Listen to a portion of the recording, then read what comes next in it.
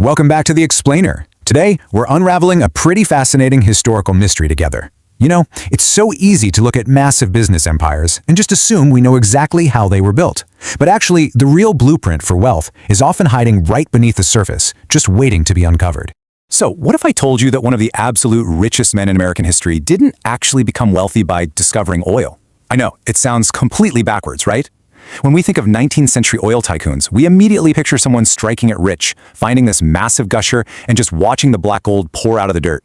But John D. Rockefeller's real fortune, the legendary wealth that literally etched his name into history, actually came from controlling what happened after the oil left the ground. Okay, let's dive into this. Section 1. The oil wealth myth. To really understand Rockefeller's genius, we have to transport ourselves back to the late 1800s. America's oil industry was booming, but honestly, it was incredibly chaotic. Think of a Wild West scenario where oil prices swung wildly day to day just based on rumors. Transportation was painfully expensive, and early refineries just wasted massive amounts of the product. In that messy, frantic scramble for cash, the obvious path was just to go out and dig for more oil. Try to outproduce the competition. But here's the thing. Producing more oil is a massive risk. It's literally gambling on what you might find hidden in the ground. Rockefeller saw a completely different opportunity. Instead of playing that risky game, he made this brilliant pivot. He focused entirely on making the post-extraction system, literally everything that happens after you pull the oil from the earth, cheaper, faster, and just radically more efficient. Which brings us to Section 2, Controlling the Chaos. In 1870, Rockefeller created Standard Oil, and he didn't just sit back. He immediately went to work, aggressively buying up competing refineries and combining them under one roof. He poured huge, massive investments into the highly unglamorous, behind-the-scenes parts of the business. We're talking pipelines, storage facilities, transportation networks, distribution systems, and by doing this, he built an unstoppable engine using a really simple but utterly ruthless four-step cycle. Step 1, control the process. Step 2, lower your costs. Because Standard Oil controlled more of the infrastructure, its baseline costs dropped dramatically compared to everybody else. Step 3, increase profits. Those rock-bottom costs directly created massive, unprecedented profit margins. And finally, Step 4, expand. He just took those massive profits and fed them right back into the machine, expanding his reach even further.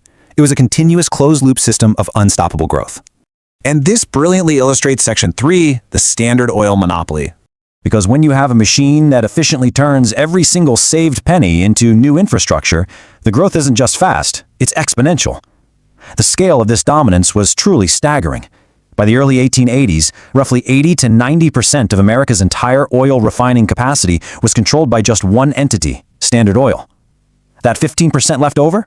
Essentially just thousands of tiny operators fighting for scraps. He had successfully captured the entire system. Which brings us to the first major twist. The real fortune wasn't selling oil, it was ownership. See, Rockefeller wasn't just a salesman moving barrels of kerosene. He literally controlled the entire structural system behind the product. And because he owned the system, every single time Standard Oil became more dominant, more efficient, and more valuable, the personal shares that Rockefeller held just skyrocketed in value. Let's move on to Section 4, the Supreme Court breakup. You don't build that kind of colossal power without making some bitter enemies along the way, right? Competitors and politicians alike accuse Standard Oil of using its terrifying size, along with exclusive backroom transportation deals, to systematically eliminate fair competition. Public pressure was mounting fast, and the government finally had to step in. Tracing the history here, in 1870, he creates Standard Oil. By the 1880s, he's got that 80 to 90% monopoly control. In 1890, Congress strikes back, passing the Sherman Antitrust Act to try and reel him in. And then, after years of grueling legal battles, we hit the absolute climax in 1911. The U.S. Supreme Court brings the hammer down. They order Rockefeller's massive empire to be broken apart into more than 30 separate independent businesses. Now, what's really interesting about this is the ultimate paradox of the whole story. Most people assume that when the government forces you to break up your life's work, you lose everything. You're completely ruined. But the monopoly was broken while the ownership remained. Rockefeller didn't lose his fortune. He actually kept all of his personal shares in every single one of those newly created smaller companies. And what happened to those 30 broken pieces? Well, you might recognize a few of them. Exxon, Mobil, Chevron, Amoco. These fractured pieces didn't just survive, they eventually grew into massive, independent modern giants in their own right.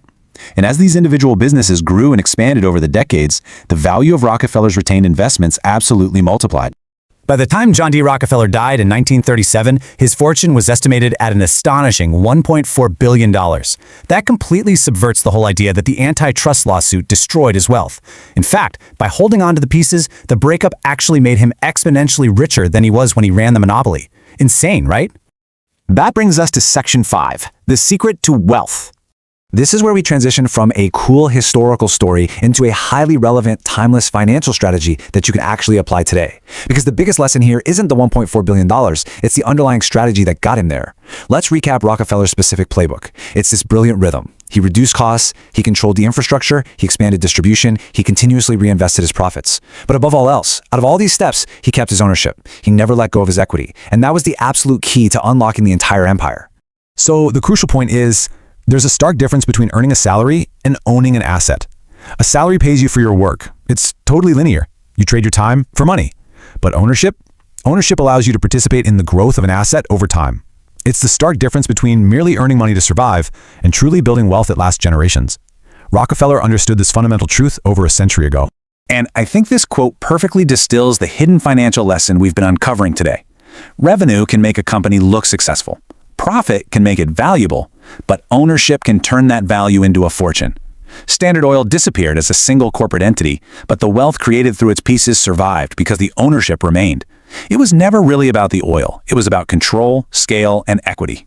Which leaves us with one final provocative question to reflect on as we wrap up this explainer. Are you just earning a salary, or are you building ownership?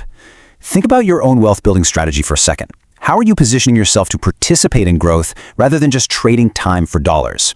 If this sparked your curiosity and you want to keep digging into